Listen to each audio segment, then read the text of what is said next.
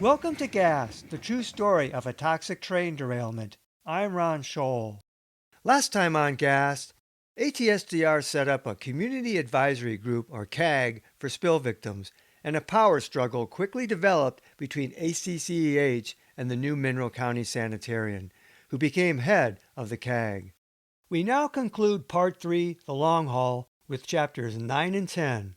Chapter 9, Phase 1. ATSDR released a draft of the long-anticipated Phase 1 health survey in June of 1998, considered significant because little information existed on community-wide chlorine gas releases. 682 evacuees were interviewed 12 to 16 days after the initial release. About 82% reported at least one adverse acute health effect from the spill, the most common being respiratory and eye problems and headaches. By the time of the interviews, headaches and eye complaints had resolved in 2/3 of the people who originally suffered them, and half of the respiratory complaints had resolved. Other common problems included vomiting and skin damage.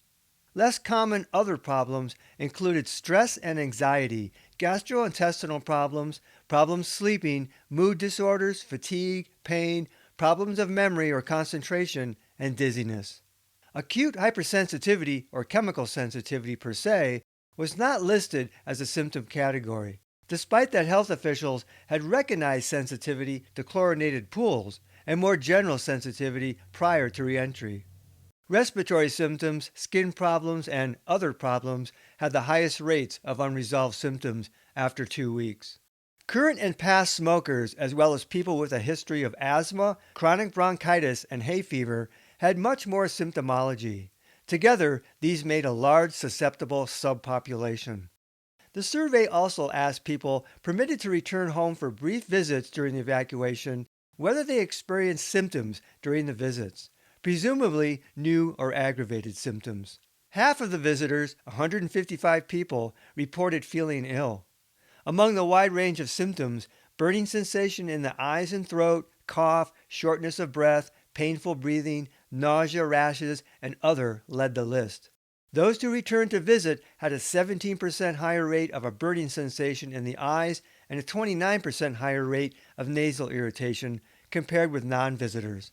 This was very interesting information, though not commented upon in the report. If nothing but chlorine spilled and chlorine was monitored as being at safe levels in the areas visited, why did so many people have reactions to the visits? Were they being re-exposed and exhibiting sensitivity? What about people visiting who had not been originally exposed? Or people allowed to return to areas open early to permanent reentry? What did this data suggest about health officials allowing people to visit? The study did not pose these questions or interpret this data. Nor did the interviewers ask if people smelled anything upon their visits, despite that these interviews took place after publicity about a pesticide-like odor in areas people visited. Ellen Leahy helped ATSDR design the survey. On its face, the data suggested that allowing people to visit resulted in exposures, symptoms, and injury. Anecdotal testimony confirmed that some people were seriously affected by visits to the exclusion zone, and some even suffered first-time exposures from spill chemicals, injury, and even subsequent chronic illness. In discussing results, ATSDR said initial chlorine exposure concentrations were estimated to be as high as, quote, 20 parts per million intermittently, but didn't elaborate on any error models for that estimation. The immediately dangerous to life and health level, the IDLH, was 10 parts per million. Vague as it was, this was the first published government estimation of exposure. Notably, ATSDR assumed a modeled exposure level that was not mild to moderate, as pushed by officials during the spill, undermining many of the assurances regarding general recovery. During the evacuation, public health officials and the media gave the impression that the vast majority of people were not susceptible to long-term problems, and only a minority, such as smokers and those with pre-existing respiratory problems, had greater risk. In fact, it may be that the majority of people were susceptible to greater risk of chronic illness, if the ideal was someone with a current history of, at the very least, non-smoking, no allergies, no asthma, and no bronchitis. Information on chlorine suggested that young children and the elderly were also more susceptible. Additionally, moderate to severe exposures in Alberton, as models suggested had occurred, further implied higher risk for chronic injury. Based on their data, ATSDR recommended a follow-up study, now done, due to the high percentage of people reporting health effects and the, quote, contradictory conclusions in the medical literature about the prevalence of chronic effects from chlorine. During the spill, victims heard nothing about such contradictory conclusions and were generally assured there would be no chronic illness. ATSDR also recommended providing environmental health education to the local health providers to optimize local medical support for the affected community. Advice coming over 2 years post-spill. The upshot, ATSDR would next document chronic effects of chlorine exposure, adding to the limited medical literature. Though not included in the Phase 1 report, ATSDR conducted a separate survey of 23 first responders, likewise interviewed 2 weeks after the spill. An assumption was evident in ATSDR's stated goal to identify symptoms documented in the literature as being consistent with acute chlorine exposure. This meant only questions pertaining to classical chlorine symptomology were asked, eliminating the other category, although the survey acknowledged, quote, a recently recognized syndrome, reactive airways dysfunction syndrome. The survey looked at 2 professional firefighters, 18 volunteer firefighters, and 1 ambulance, evacuation, and hazmat personnel each. All of these responders entered, quote, the Alberton site 2 or more times. Only 7 of these 23 first responders reported being told to wear PPE, personal protection equipment, and only 5 responders reported PPE as available, although only 6 responders answered this latter question. 19 of the responders had hazmat training. 16 of these 23 responders reported health problems, significant because most responders, 16, were not told to wear PPE. Most of the ill responders sought medical help, 11 of 15 answering the question. The 16 ill responders reported symptoms including skin, eye, and respiratory problems, headaches, vomiting, diarrhea, and nausea. All 23 responders claimed to be in excellent or good prior health, though many did smoke or have a history of smoking, and a few had hay fever or asthma. This mini-survey clearly raised questions about assumptions of safety for those responders who had time and distance to prepare for a potential exposure. Either during acute exposure, repeat exposures, or both, unprotected responders had their health compromised. Unwittingly, the Phase 1 survey served as a partial critique on the safety of the response for responders and visiting residents. ATSDR did not conduct baseline tests. Over 2 years after the spill, the survey mainly quantified what victims already knew, that they had suffered acute injury from the spill. That June, the CAG met in Frenchtown in conjunction with ATSDR staff visiting to discuss draft results of Phase 1. Lucinda Hodges and others attended. ATSDR's Dr. Rubina Imtiaz said of Phase 1, the first one wasn't designed to prove anything. It was designed to study the people that were exposed to document their health effects. The main finding, she said, was that 82% of the participants reported at least one effect that related to the spill. People in the middle-age groups had the most symptoms. Perhaps they had more exposure, she said, because of subsequent trips to the evacuation zone. Imtiaz said Phase 2 results were due in the future and would eventually lead to health evaluations and referrals. Dr. Bill Carter, head of ATSDR's Division of Health Education and Promotion, added, however, we are mandated that we cannot do treatment. ATSDR could pay for a referral through a one-time clinical evaluation, but we cannot treat, he said. I must make that clear. ATSDR would not administer any medical monitoring either. After Mosca had turned off her camera, Hodges said Glenn Tucker of ATSDR told local television reporters that they were going to ask the EPA to come back based on complaints they were hearing. Hodges' heart leapt in amazement. ACCEH issued a press release announcing that ATSDR was asking the EPA back in for more chemical testing. On and off-site chemical odors and adverse health effects have prompted this decision by ATSDR, Hodges announced.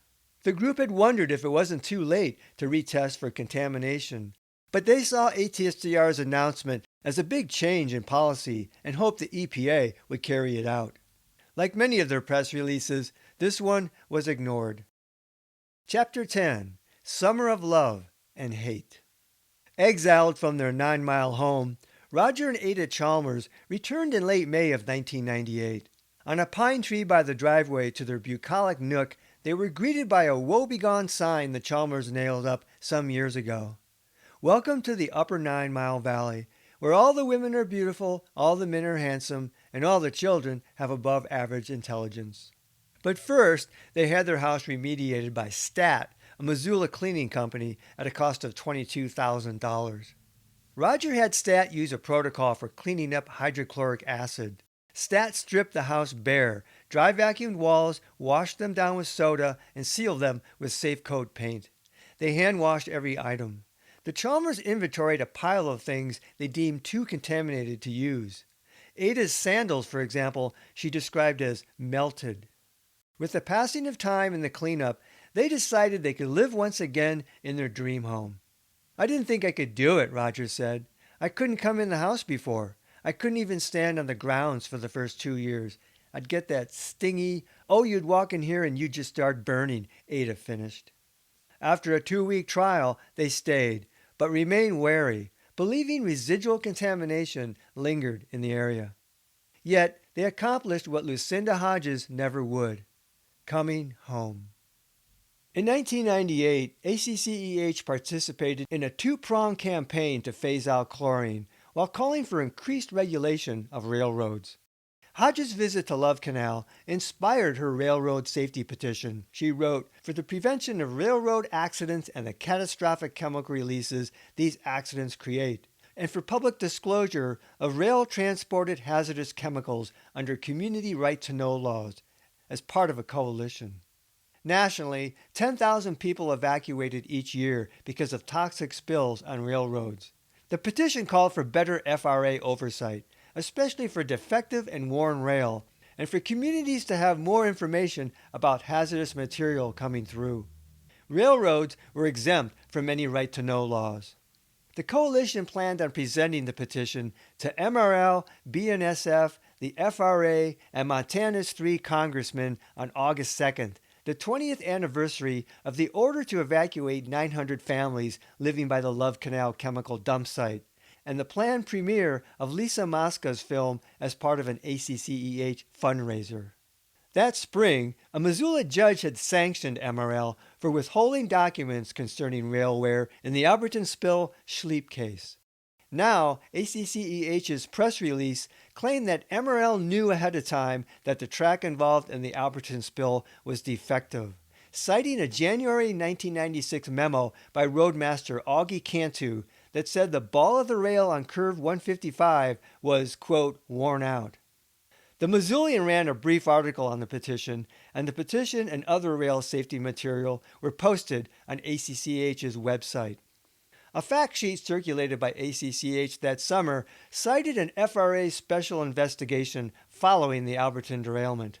The FRA found 28 track-caused derailments on the MRL line from 1991 through 1995, followed by an additional 21 all-cause derailments in the first 4 months of 1996 alone. ACCEH reiterated that MRL had the second highest total of accidents for Class C railroads in 1995 and 1996. While the national average of accidents for Class C railroads dropped 12% between 1995 and 1996, MRL's rate rose 25%. With this publicity, ACCEH had gone beyond health issues and was openly criticizing the safety record of MRL, even as litigation heated up. Hodges told Mosca the MRL documents were a turning point for all of us, that the company had knowledge that they had track that was worn and that they had curve wear problems throughout the entire system. And that was what galvanized us into making the railroad safety petition, because we knew that that was the way to have prevention, she said, of more Albertons. Hodges had no inkling just how big of a turning point awaited her. That summer, Hodges prepared for the fundraiser in coordination with the National Day of Action commemorating the Love Canal anniversary. A month in advance, ACCEH invited key players to the Sunday, August 2nd event. Congressman Rick Hill, Senators Max Baucus and Conrad Burns, DEQ's Tom Ellerhoff, State Health's Todd Damrow, Ellen Leahy of the Missoula Health Department, Governor Mark Roscoe, ATSDR's Chris Poulet, EPA's Chris Weiss, and a seat for one Mineral and Missoula County Commissioner each. None would attend, nor send a representative in lieu of. Lisa really made the whole event, Hodges said, and I thought it was a beautiful event. Held at the Boone and Crockett's Club church-like assembly hall in the old Milwaukee Railroad Station in Missoula along the Clark Fork River, ACCEH hosted the event in part to raise awareness of toxic exposures and the risk of rail transport of hazardous materials. The evening was highlighted by the Montana premiere of the film Love Canal, 20 Years of Struggle, and the draft of Mosca's A Toxic Train Ran Through It, a story of who benefits and who loses in toxic chemical catastrophes. Mosca's 90-minute production told the story of the Alberton derailment and the aftermath for some of the people suffering lasting health effects.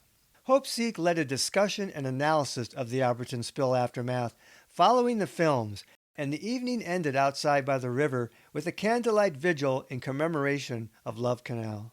The Missoulian provided no coverage. One of the reasons that I took on this project was that people are still suffering from that spill, Mosca said of her film and thesis.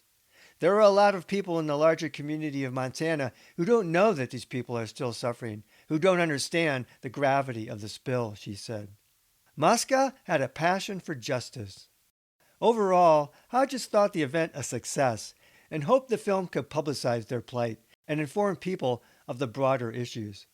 But once again, she found her life utterly derailed. A month after the fundraiser, Hodges' husband, Mark Hansen, was working on the railroad on the defunct Milwaukee line at the long tunnel at the top of Lookout Pass on the Idaho border, part of the route of the old Hiawatha passenger train. The Forest Service was converting existing stretches into a hiking and biking trail, the Rails to Trails project. Hansen was happy about the job, though it meant being on the road during the week. Sunday nights, he would stay awake, pack his truck for the work week, and leave Alberton early Monday to be at the job site by daybreak. One Monday in September, he never made it. Hansen was driving Hodges' BMW that morning instead of his truck, intending to fix something on the car later. Around 4 a.m., Missoula police banged on Hodges' trailer door, waking her to say that Hansen was the victim of a brutal attack. Hodges found her husband in a coma at Community Hospital. A security company discovered him on the side of Mullen Road, Hodges said, outside her BMW just west of the Y intersection of I-90, about 10 miles west of Missoula. Hansen had stopped at the Y to gas up and buy food. Responders told Hodges that when they arrived on scene, Hansen was not breathing, that he'd aspirated something and choked. He'd suffered a closed head wound trauma that caved in his skull. They didn't think he would really function again, Hodges said. They didn't know how long he'd gone without oxygen. The coma lasted 7 days. Weeks later, when she read the police report, Hodges thought the attack was a revenge for premiere of the Alberton movie. The fact sheets about MRL's safety record were distributed at the event as well, and still posted on her website. Nothing was stolen, she said. He had his wallet. He was hit on the back of the head. It could have been anything. At first, the police thought he had fallen back on some concrete, but there's no concrete there. So the feeling is that he had been hit from behind with a piece of pipe, something like that. The Missoula County Sheriff's Department did not make a forensic investigation, Hodges said. At first, doctors didn't think Hansen would live, and the police were concerned that they would have a murder on their hands. But once it was clear he would survive, they were totally uninterested, and they never did a damn thing, she said. Nothing. They assigned a detective to it, but he said unless Mark has memories, there's nothing they can do.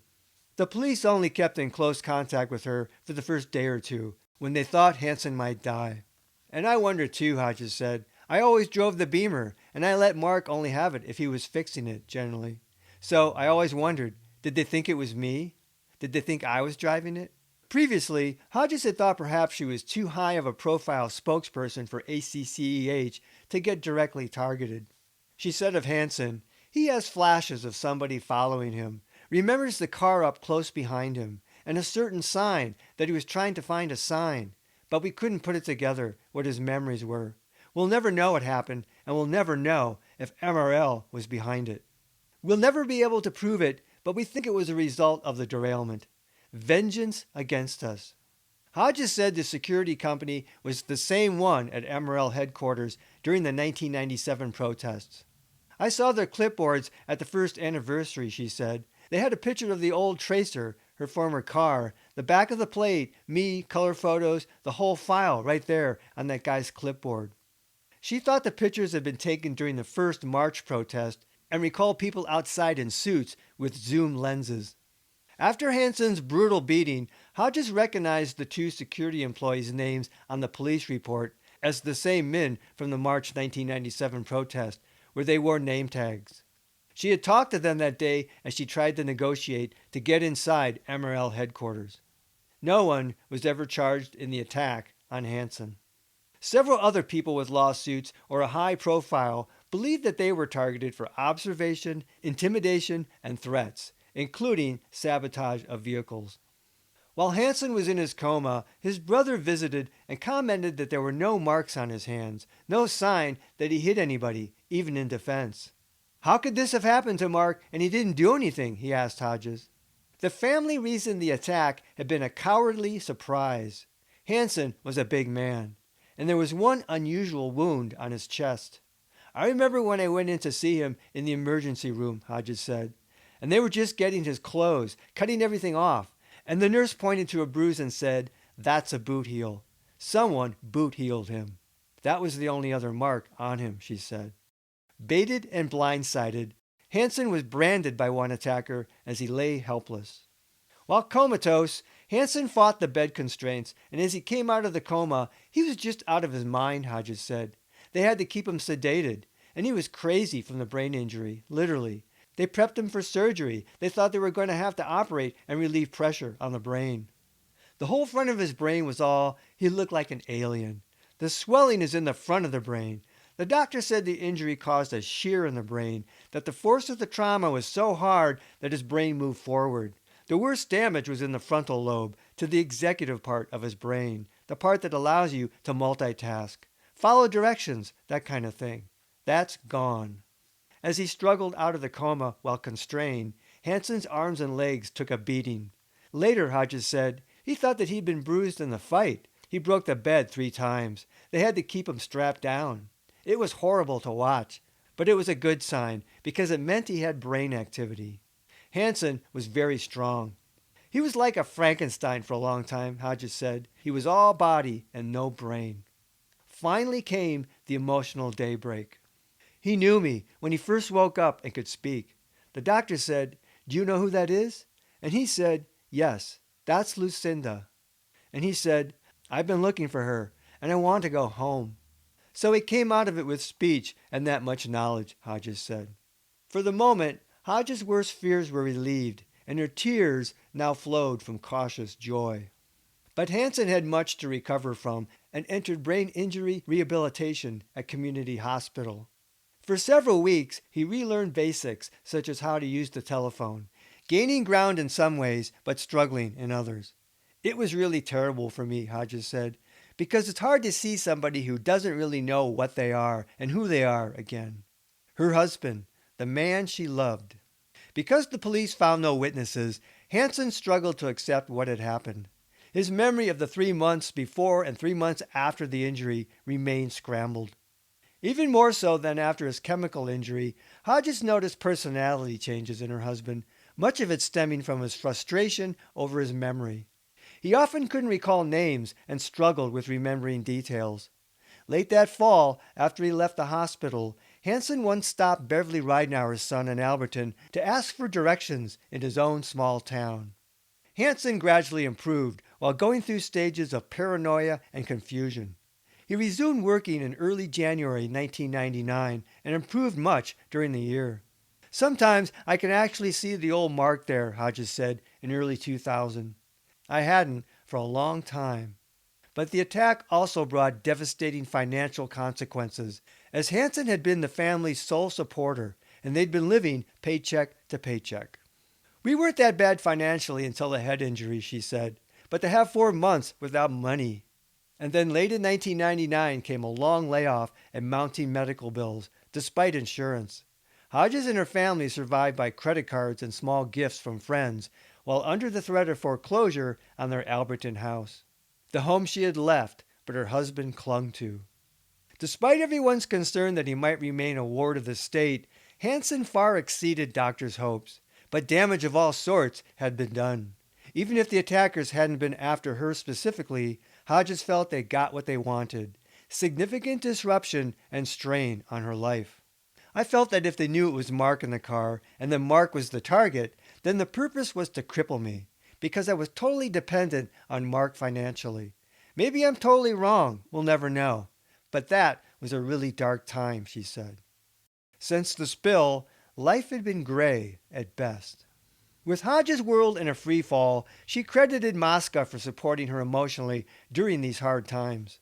Mosca even brought food to the hospital for Hodges while she stayed by her husband's side.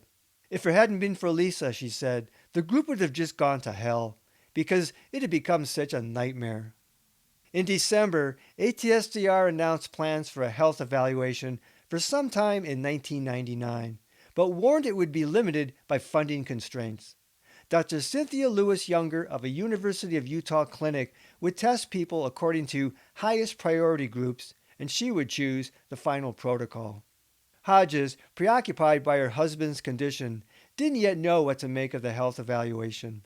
Another year had passed, and spill victims seemed no closer to finding answers to their plight. And now she believed she had been sent a brutal message to stop looking. But they were in this for the long haul. Next time on Gas, the true story of a toxic train derailment, we begin part 4, Light at the End of the Tunnel.